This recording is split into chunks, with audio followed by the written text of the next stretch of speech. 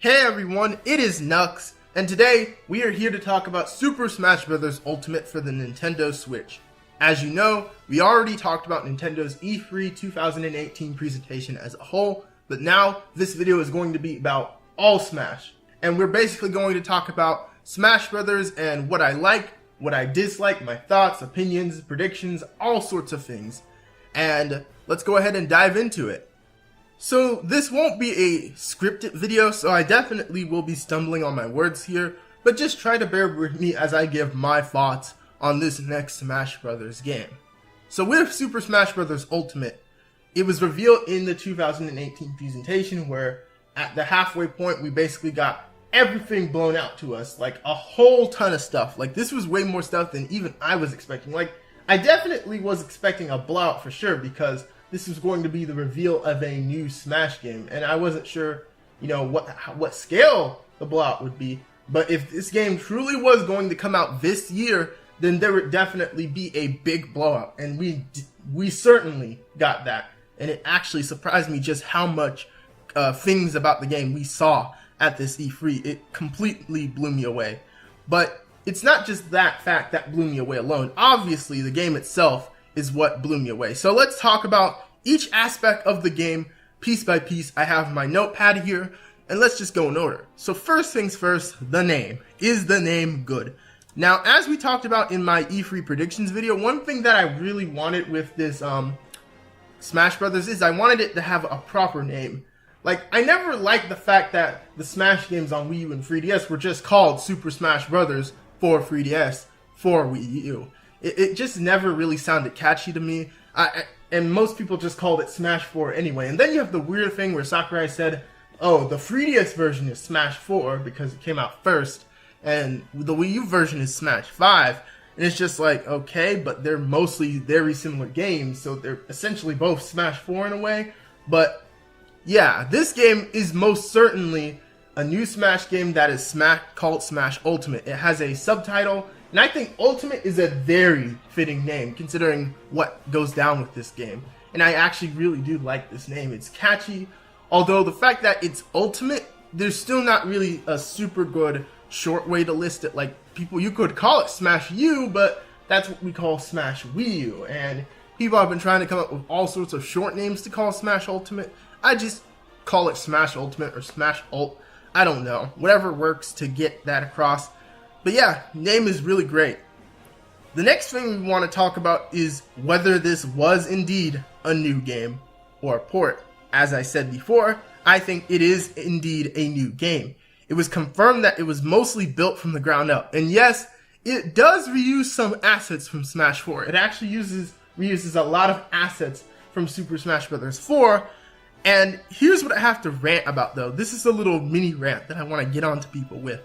Just because it looks a little similar to Smash 4 and it's mostly kind of just upscaled and upgraded doesn't mean that it's a lazy port. Like, I keep seeing people say this, like, oh, it looks too similar to Smash 4. That means it's a lazy port that they just ported over. And it's like, come on, you're acting like there's no type of game sequel ever that has similar graphics or looks to its predecessors.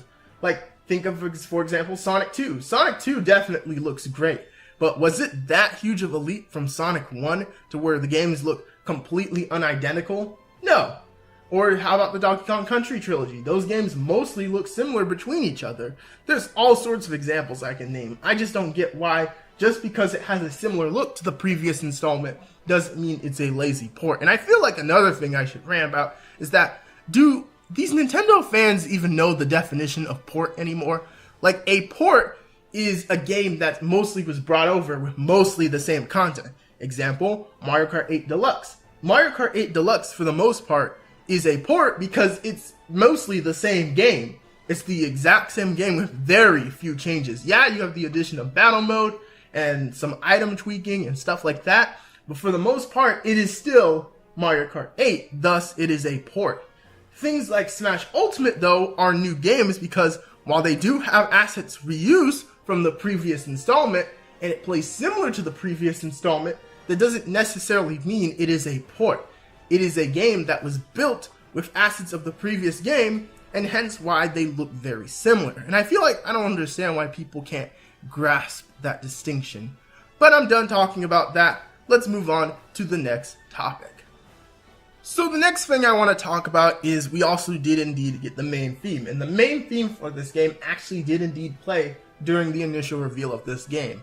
How the game was revealed is that it did this slow build up to slowly reveal that every single character in Super Smash Bros. History is coming back.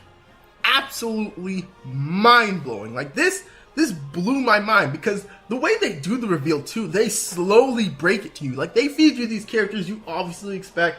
Mario, you see Samus, yeah, you see Link in his Breath of the Wild design, but as you watch the trailer, you slowly pick up some things that indicate that this is indeed a new game. You see the new final smashes, you see some new moves, like it just slowly feeds into your mind. You see the Ice Climbers and you're like, oh yeah, the Ice Climbers, that's really cool. Because everyone and their mother expected the Ice Climbers to come back. Even in my character video, I said that the Ice Climbers were probably the veterans that had the most likely chance of coming back of the cut veterans. But then you see Snake, and Snake is the point where my mind just exploded, because I couldn't comprehend that Snake, this veteran who we thought would never return due to Konami's shenanigans, just comes back as if he was never gone. Absolutely mind-blowing. And then it gets, like, immediately after Snake, what adds on to the mind-blowing factor is it says everyone is here, right? And I'm like, certainly they don't mean everyone. Then immediately after Snake, they're gonna show my boy 𝗵𝗄. And I'm like, 𝗵𝗄? I couldn't comprehend it. That was one of the most crazy reveals Nintendo has ever done. And that trailer was amazingly built. Amazingly built. I just had to straight up fanboy over that, because that was a crazy trailer. I also think the main theme that played during that segment also sounded really good. Like the main theme played during the entirety of that reveal, and I think it sounded really good. I know it's not the final version necessarily, because I know they're planning to maybe tweak it. And you already know there's going to be like 50 remixes of this theme throughout the game, as does the other Smash games. They usually have their main theme in the motif of other songs throughout the soundtrack. So I do like the main theme. The main melody is really catchy. I think it sounds really good. This is just my personal opinion, but if I had to rank it next to the other Smash Brothers themes, I think this one, if the final version has a few tweaks and improvements, this one could beat out Smash 4 for me.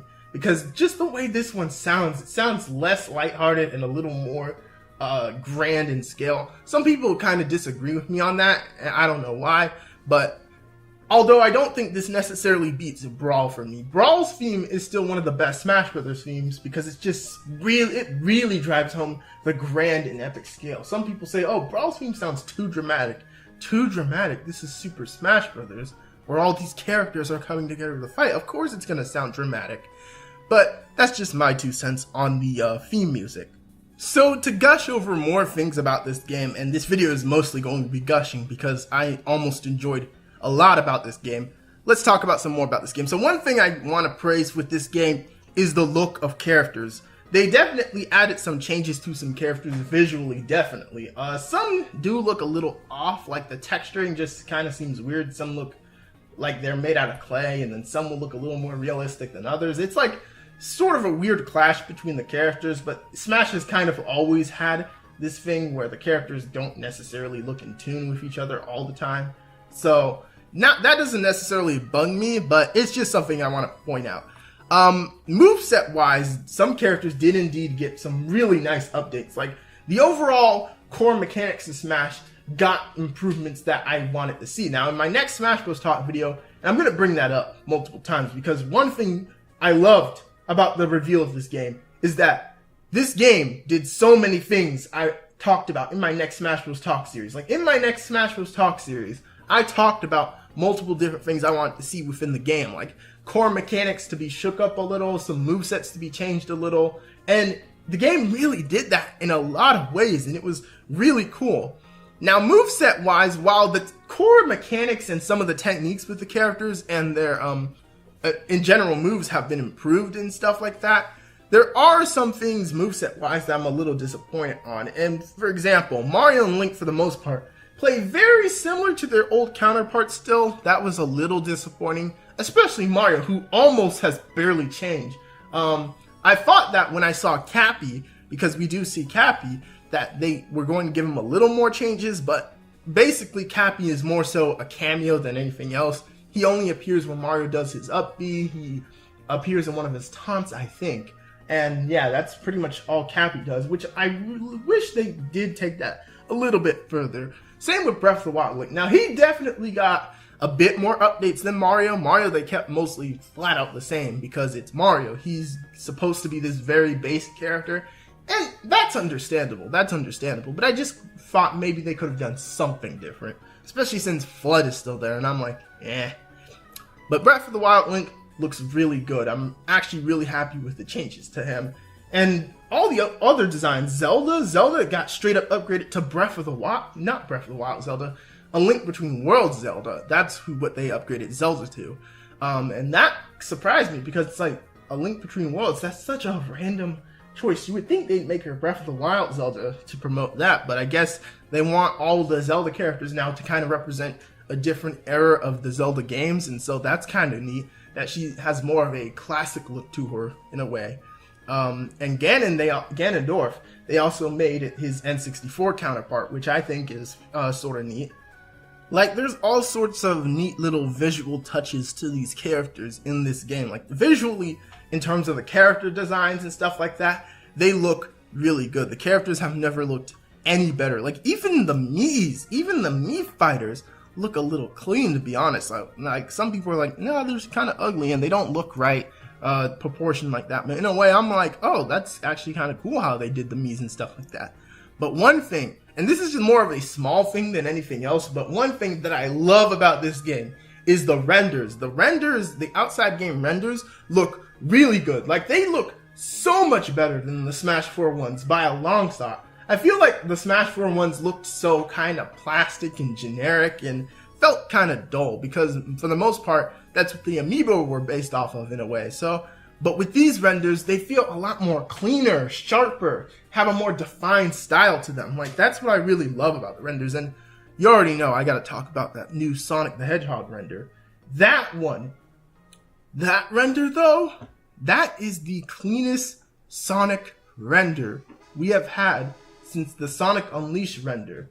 Like, the Sonic Unleashed render of Sonic is one of the best modern Sonic design renders that I liked. And this one though, this one just looks super clean, super sharp. It is Sonic in his most purest, beautiful form. And I'm so glad that Sakurai didn't listen to that small crowd of people that were like, change Sonic to classic Sonic in Smash. No, thank God he kept Sonic the same, and he made him look better than ever. It's amazing. Thank God. But yeah, I just gotta praise all that because all the characters just look really good from not only a visual standpoint, but from a moveset standpoint as well. Even though some of them definitely haven't changed much, they added enough changes to all the characters the way they feel kind of more fresh in a way.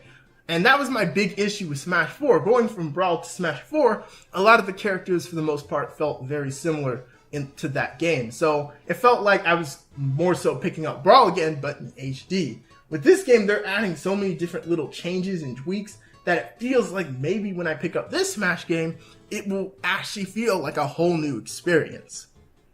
Now, I'm obviously not going to talk about every single character, but I just want to highlight a few ones right now. So I'm looking for this list, and one character I definitely want to talk about is some of the returning characters. We see my boy Young Link come back. Young Link is another one that, like, knocked my socks off. Like, I didn't think they were going to bring in another Link ever again, specifically Young Link, because he's just such a specific character, but they brought him back. Now, again, he's another character I'm a little disappointed they didn't do a little more with the moveset, but in a way, it's more excusable because Young Link, if anything, is a lot more like the normal Link. He's kind of the normal Link now because Link has more of a Breath of the Wild type moveset, so he's kind of the normal Link now, along with Toon Link, and Toon Link has his unique effects where he's faster and stuff like that. So I think Young Link is an actual nice addition to this game, and he kind of balances out between the three Links. That's actually really cool in a way. Another character I want to talk about is, I'm skimming through, oh, Wolf! Wolf came back and he has a nice redesign as well. His is based off Star Fox Zero. And I think his Star Fox Zero look is actually really clean. It's actually really clean, even though it doesn't necessarily look the exact same. But either way, really glad to have Wolf back here. It's really nice to see the character again. We also have Snake. Snake looks really good. I'm actually really glad he came back. I don't know why, but he doesn't look the exact same as he does in Brawl. That's probably because of the art style. And it does look a little weird to see Snake in this more brighter art style. But I think he fits along just fine. We also had the return of Pokemon Trainer. And one thing I love about this direct, again, one thing I really love is the amount of options with these characters and the different tweaks and changes with them. For example, now you can play as Pokemon Trainer Leaf, who is the female Kanto trainer. And I think that's a really nice touch. They also reference the other Pokemon trainer in their colors, which in a way I kind of wish he went all the way and added like a costume for all the trainers. Like, what if we could play as Gold or freaking Hilda and all that stuff, so you could be whatever trainer from your generation? I think that would be super dope. But just the fact that we got Leaf, a female option for Red, is really cool. But I could fanboy over the characters all day, and if I did, we would be here forever. So I'm gonna shut up on the specifics of characters, and if you want to know more, ask me about any character in the comments and I'll probably respond to it, give it some time. It just depends. But either way, let's get into the newcomers, because I know that's what you really want to hear my thoughts on. So first, we have the introduction of 𝗖𝗍.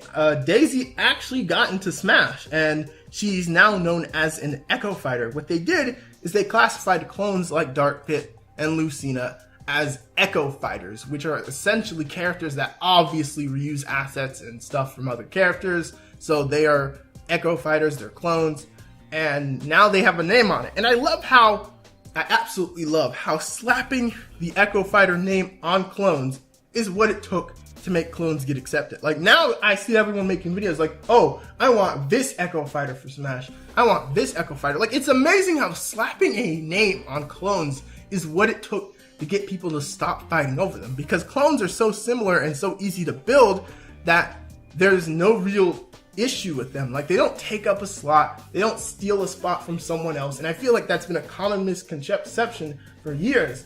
Now, in a way, I kind of don't like clones sometimes, because I wish some characters were a little more unique sometimes. Like, for example, with 𝗖𝗍, some people could argue 𝗖𝗍 should have a more unique moveset. Like, it's kind of weird that she uses things like toads. Like, toads aren't even the citizens of her kingdom, so it doesn't really make sense that she would use toads.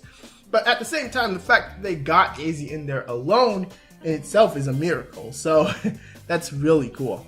So it makes me wonder what other Echo Fighters we're going to see when they come along. Like, some people have talked about all sorts of Echo Fighters that could enter the battle now that it is a new concept. People have speculated Shadow, because Shadow has mysteriously disappeared as an assist trophy, and instead,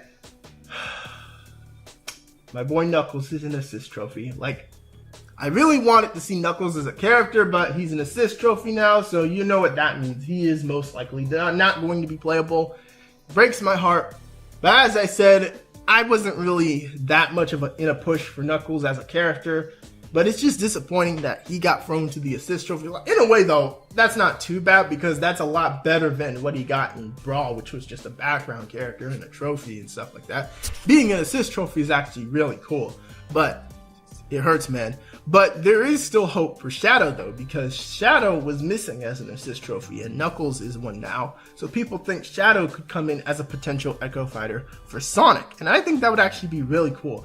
As long as they add a few differences, like maybe his chaos powers, like Chaos Spear, maybe not Chaos Control necessarily. That could be like his final smash where he goes Super Shadow and uses Chaos Control, or Chaos Blast.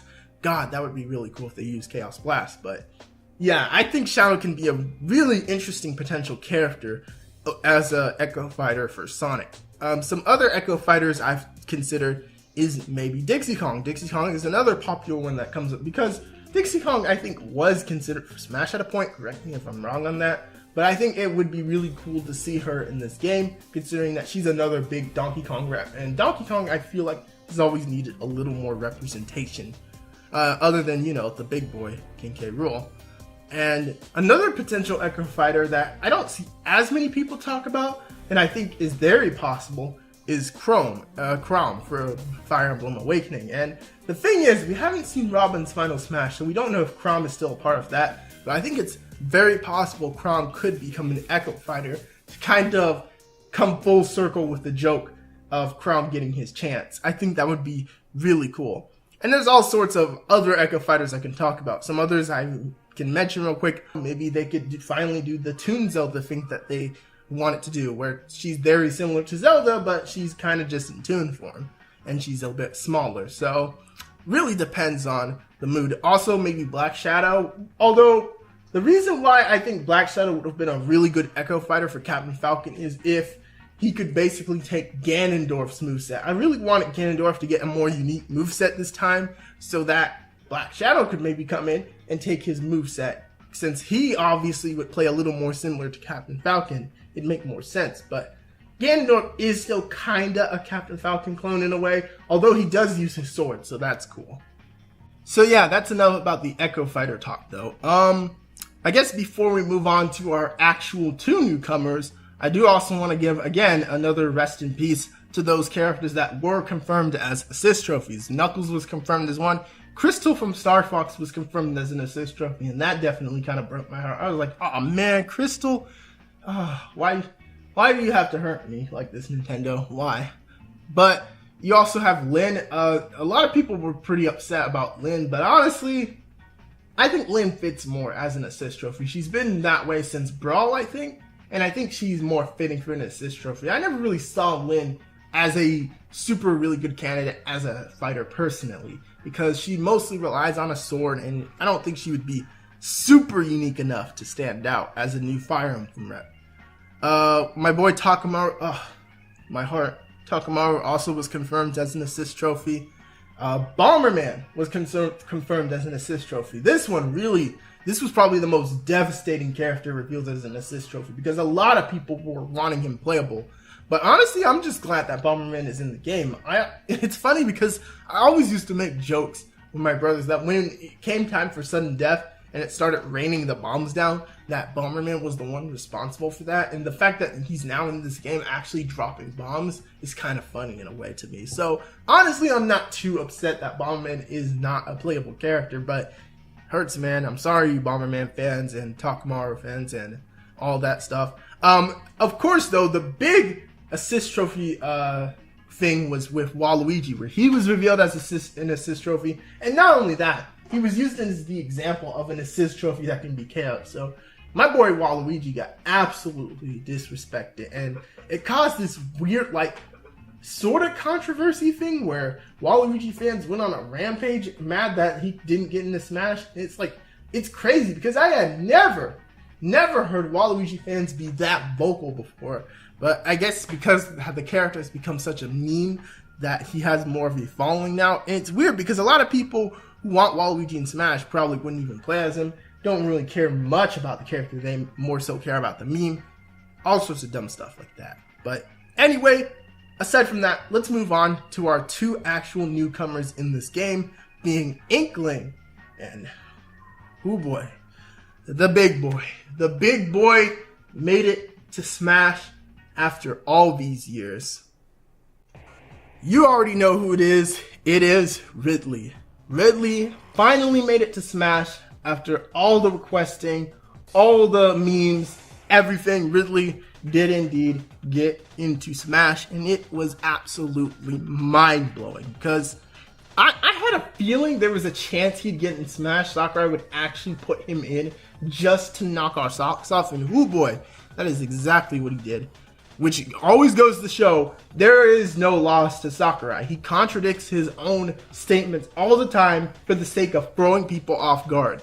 That is a common thing with him, and people fall for it every time. And so because of that, I obviously had a feeling Ridley was going to be a fighter, but just the fact that it finally happened is the most surreal thing. Like, it's hard to accept it. They did indeed scale Ridley down, so he does look a bit weird in a sense, but at the same time, he looks pretty cool in a way because he does still feel like Ridley. Like, his reveal definitely made him still seem like he's the same Ridley as he was in the Metroid games. So it's really nice to see Ridley in this game.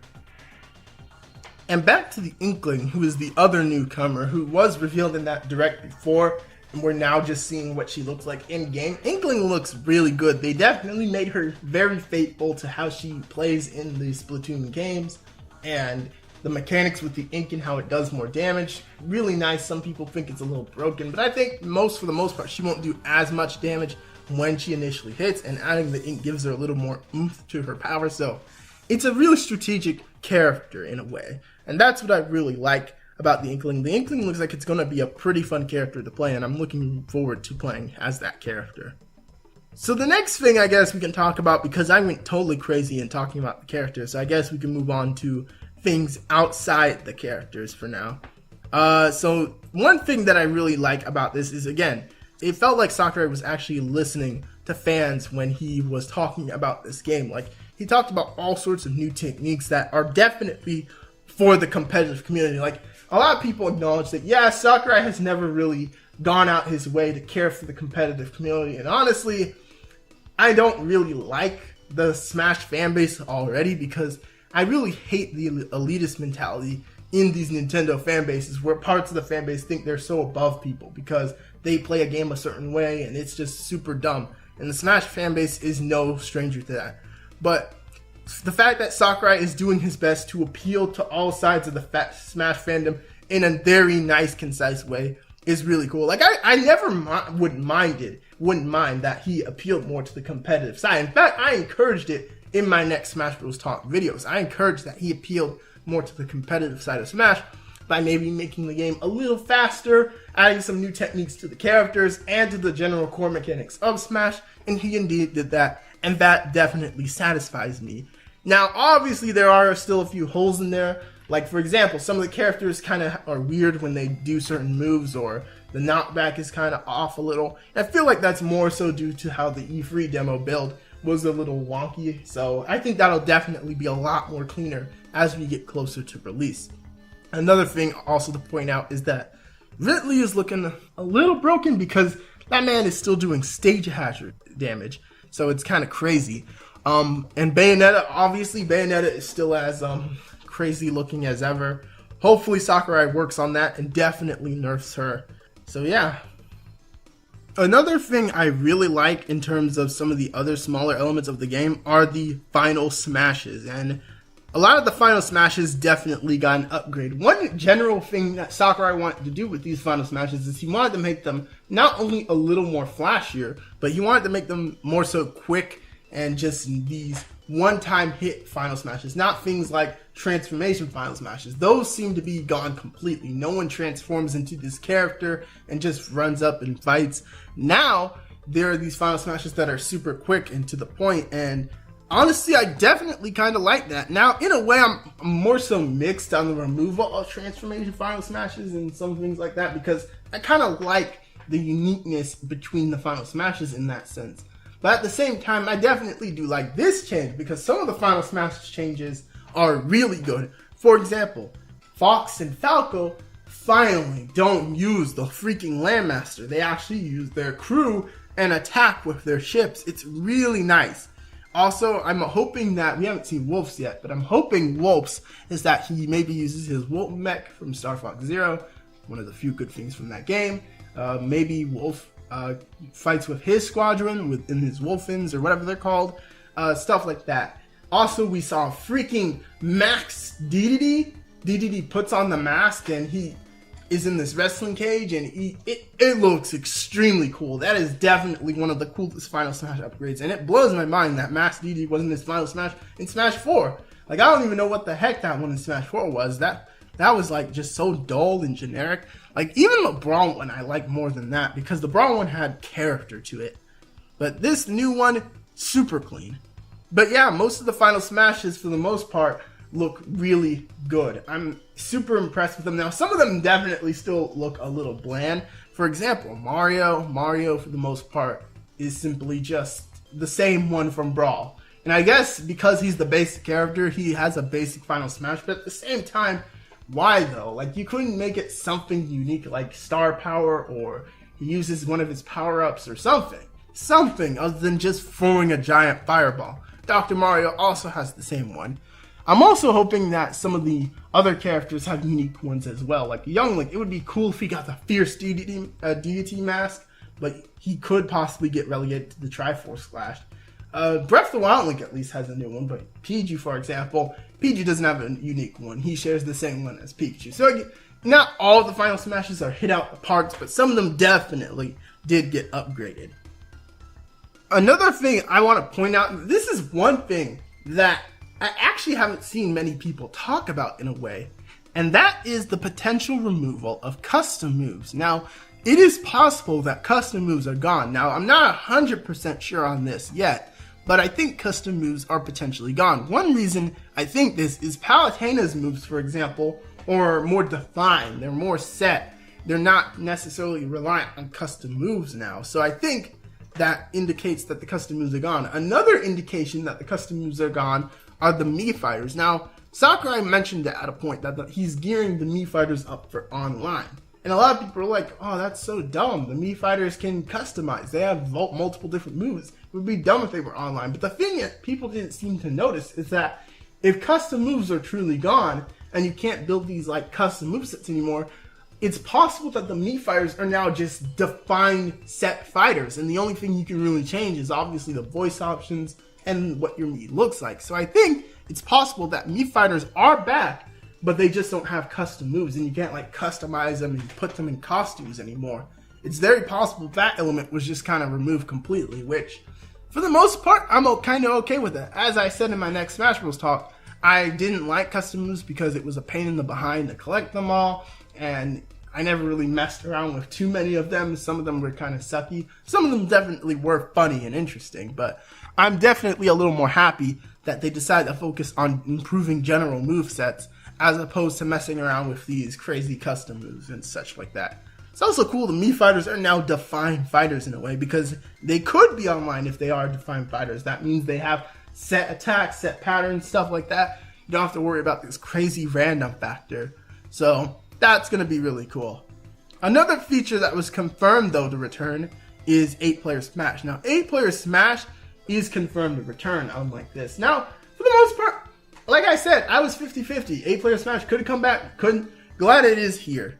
Now that it is back though, in a way, I kind of hope that, this is going to sound really weird, but now I'm kind of hoping that 8-player Smash kind of can be played online. It probably won't be. It won't be. It could be if Nintendo truly wanted to, but I don't think 8-player Smash will be online.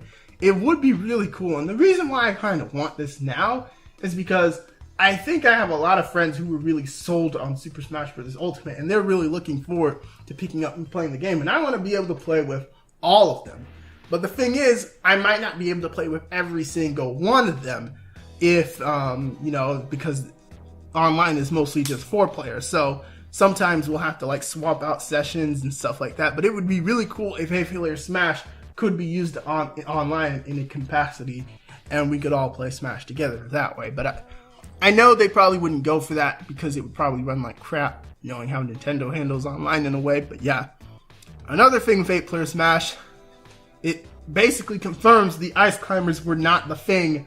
Like, basically 8-player Smash was not holding the Ice Climbers back. The Ice Climbers are here, and 8-player Smash is here. So, whoo boy, 8-player Ice Climbers, 16 characters. That's gonna be real fun. But yeah, this confirms that 8-player Smash was not one of the things holding the Ice Climbers back. Meaning the only thing holding them back was that darn 3DS version. And we're gonna talk about that again in a second. So now let's talk about the stages. It is possible that every single old stage from Smash 64, Melee, Brawl, Smash 4, both versions, is going to be in this game. We saw a ridiculous amount of old stages in this game. It is possible they're bringing back every stage too, which this man Sakurai is a madman. Like, we've seen 83 plus stages already, and it's possible the rest are definitely in the game too. So super crazy that they brought back nearly every stage, and a lot of favorites too. Like, for example, we're going to see Magicant in HD. God bless, I really wanted to see that. We're going to see Shadow Moses Island back because of Snake's return. which is really cool. Shadow Moses Island was one of my favorite stages. We're going to see Great Bay, Newport City, and I really wanted to see Newport City because of 8-player Smash especially, so this is really cool. But the only thing that kind of bothers me is there might not be as many new stages because of this. This is something that kind of bugs me. There will not be as many new stages due to the fact that we have so many retro stages. And I definitely wanted to see a few new stages. One that I want to see was maybe a new Kirby stage with some modern Kirby music like Crowned and things of that nature. I also want to see a new Sonic the Hedgehog stage because you already know we got Green Hill Zone in this thing again. It's possible they're bringing back Windy Hill Zone just for the fact that it was in one of the previous Smash games, which, I really would have liked to see a new Sonic stage like Chemical Plant, Studio Opera Zone, City Escape. One of those zones would have been really cool to see as a Sonic the Hedgehog stage. But a lot of them have returned and are looking super crisp in HD. But I do hope we still see a few new ones. And I know that's definitely kind of needy because every stage is coming back. There's no need to bring in as many new stages when we have so many of these retro ones in here. But one feature I want to praise with the stages is that not only do we have a Final Destination variant of every stage, but Sakurai actually listened to something that I suggested, which was a Battlefield variant of every stage. This is something I talked about in my Smash Bros. Talk videos, and it is finally here. We're getting a Battlefield version of every stage and a Final Destination version of every stage. So we can play a Battlefield-like stage and hear our favorite tracks from our favorite stages. Super crazy, but that is not the best thing that we have gotten. The best stage feature that we have gotten is we have finally gotten a hazard toggle. Thank God. Like, I have wanted a hazard toggle since Smash 4 because while I definitely do like the crazy stages and the gimmicks with those sometimes I like the layout of certain stages, but I just hate the fact that the hazards get way too out of control. For example, Ridley and Pyrosphere, Yellow Devil in Mega Man stage, things of that nature. Like, I'm so glad we have this hazard toggle feature so that we can enjoy these stages without getting blown back by the hazards. So it's really cool. And this is also going to make the competitive scene way less boring because, again, we're going to have more legal stages. Obviously, they'll probably still, like, cut a good few of them and ban them due to the fact that their layout is super weird sometimes. But for the most part, this is going to make the competitive scene a lot better and a lot more varied. So we are almost done here and touching some of the major things I want to talk about. One thing I do want to talk about is the release date. The release date is December 7th, 2018. It's a little further than I expected. A lot of people were banking on a fall release, like maybe October, September. Nope, all the way at December. And again, this kind of plays in a part of why I kind of was a little bothered with Nintendo's E3. But it being in December is also good because you already know Sakurai is going to spend every last minute he can to really bring out the best of this game. And for that reason, I definitely am super excited with this game. That's another benefit to that. And you already know when it's near close to that release date, I'm going to be going in. I'm going to get some new controllers. I'm going to hopefully get this game and I'm going to be diving in. But one thing that's going to determine that, though, is one thing that wasn't talked about is any of the single player and extra modes. Those weren't talked about at all. In a way, I'm kind of glad because obviously they need to save some things for later. They can't just blow everything out or otherwise the wait gap is going to be super far and there's not going to be much content holding us over. Now the wait is definitely going to be shorter than the one that we went through for Smash 4, but at the same time, it's just crazy how nothing really single player or extra mode wise was mentioned.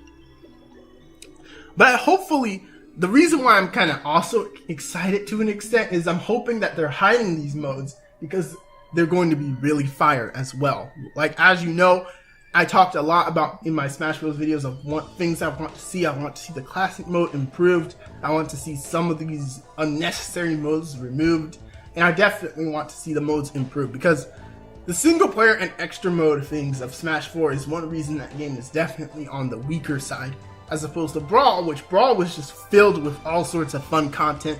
You could have a blast in all day in it, and I'm hoping that with this game, the single player and extra content makes it all the more fun. Obviously, one of the big things I think needs to happen is we need some kind of story mode, or at the very least an adventure mode. Now, realistically, as much as I want a Subspace Emissary type story mode with new elements and stuff like that, I realistically don't see that happening, because while this game has had a lot of time and effort put into it, I don't think Sakurai is going to go all the way again and make a full story mode. As much as I want it, as much as I want a story mode, I don't think Sakurai is going to have the time he needs to do it. And if there was a story mode, I would have loved it. Like, seeing more enemies and Nintendo enemies and other types of enemies as opposed to the subspace enemies, even though personally I wasn't bothered by the subspace enemies because they're new enemies. A lot of people call them generic, but they were new enemies. They were enemies we'd never seen before, and it makes subspace that more memorable. That's just a little argument I have for that as to why subspace is good. But obviously, though, Subspace wasn't perfect. I think some of the levels definitely were on the bland side, especially with the Great Maze. We don't talk about that level. But otherwise, I would love to see a story mode if it indeed has those improvements that other people, and including myself, have suggested. But I think what we're going to get at instead is an adventure mode, very similar to Melee, where obviously you do run through these worlds a little more briefly. You do fight some enemies and bosses and stuff like that. I don't think we're going to get a full-on story mode. It's just not going to happen with the amount of time we have. But if Sakurai does somehow do it, because he's been a madman so far. He's gotten every character in this game. He's gotten nearly every stage in this game. I have a feeling he's going to be an absolute madman and really push the limits of the outside content of this game. So I'm hoping that definitely factors in. And one last thing I want to talk about is the method of unlocking characters. Now, I feel like I'm very happy with how Sakurai said he's going to streamline the unlocking conditions, but I'm also more so kind of because on one hand, I like unlocking my characters kind of fast because I'm impatient. I want to try all the characters as soon as I can. But on the other hand, obviously unlocking them too fast is a bit annoying because there's no encouragement or drive to really play some of these extra modes to do interesting things that are memorable to get these characters. And for that reason, that's the reason why streamlining the unlocking conditions is a little better. Now, personally, my favorite unlocking condition was Brawl, where you play the story mode, each character gets an introduction to their cutscenes and stuff like that, and that was my favorite way of unlocking the characters. But otherwise, if they just do it in between of the Melee and Brawl methods, I think that's kind of good, because Smash 4 was a bit too easy on unlocking the characters, but in my opinion, Melee was a bit too ridiculous, because I don't want to do something stupid like play the game for 20 hours to unlock Mewtwo or something like that. I don't like stuff like that. I don't want to leave my console on for the whole day just to get freaking Mewtwo or something, because that's like a waste of not only the console's power, but like batteries or something like that. So for the most part, no, I don't want any crazy unlocking methods like that, but I also don't want the unlocking methods to be too easy. I hope most of the unlocking methods are streamlined in the extra modes and the single player, whatever it may be. That's what I want for the way you unlock characters in this game. The final thing I want to talk about is just some final characters I want to chip in on before I get to my big conclusion. So some final things I want to talk about with characters. Obviously, I'm still holding out for my big ones like Banjo-Kazooie, Geno, King K. Rool, Bandana D, stuff like that. Also, I hope there's a lot more modern Kirby references in this game, because I'm just so tired of the lack of respect to the modern Kirby games. There was like one Triple Deluxe song in Smash 4, which is absolutely ridiculous, because where's the final boss themes of that game? Triple Deluxe's music has really good tracks, and so does Planet Robobot. I'm really hoping we get some more modern representation of these Nintendo franchises, like Kirby, but I know Sakurai is super biased with his era of Kirby, but that's just my 2 cents.